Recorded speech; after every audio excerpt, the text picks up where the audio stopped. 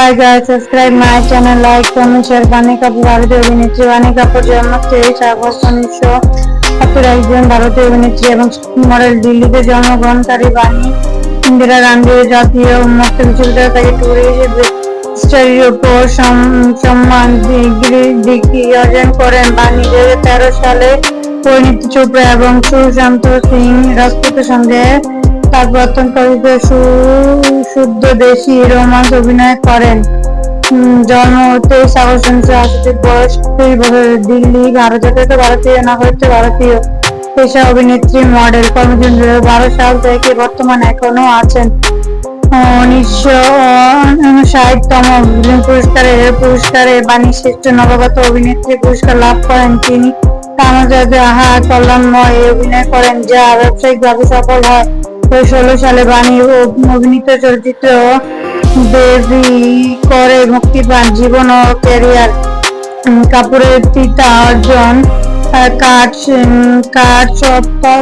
রপ্তানি ব্যবসায়ী এবং মাতা শিক্ষিকা থেকে মার্কেটিং এক্সিকিউটিভ হন। বাণী দিল্লির অশোক বিহারে মাতা যায় করণ পাবলিক স্কুলে পড়তেন। পরে Indira Gandhi national open university পড়েন। এখান থেকে তিনি ট্যুরিস্ট হিস্টরি বিষয়ে ব্যাচেলর ডিগ্রি পাশ করেন।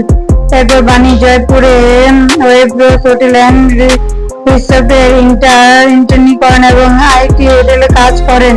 তিনি এলিট মডেল ম্যানেজার মডেলিং এর জন্য যান।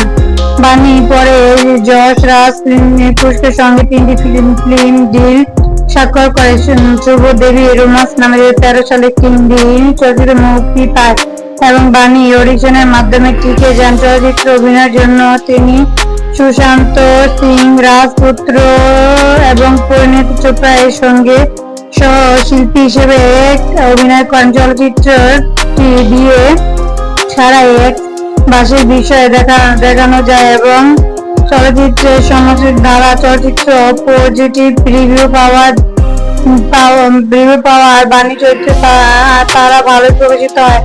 বলিউডে নিয়ে খবর প্রকাশ ওয়েবসাইট কই মই এবং ইংলিশ পত্রিকা দ্য টাইমস অফ ইন্ডিয়া বাণী সম্পর্কে ভালো মন্তব্য করে ও দেবী রোমান্স 66 কোটি রুপি আয় করেন।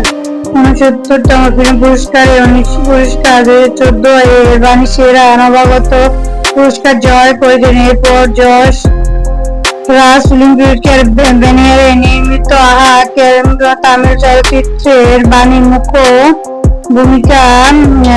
ভূমিকায় ছিলেন।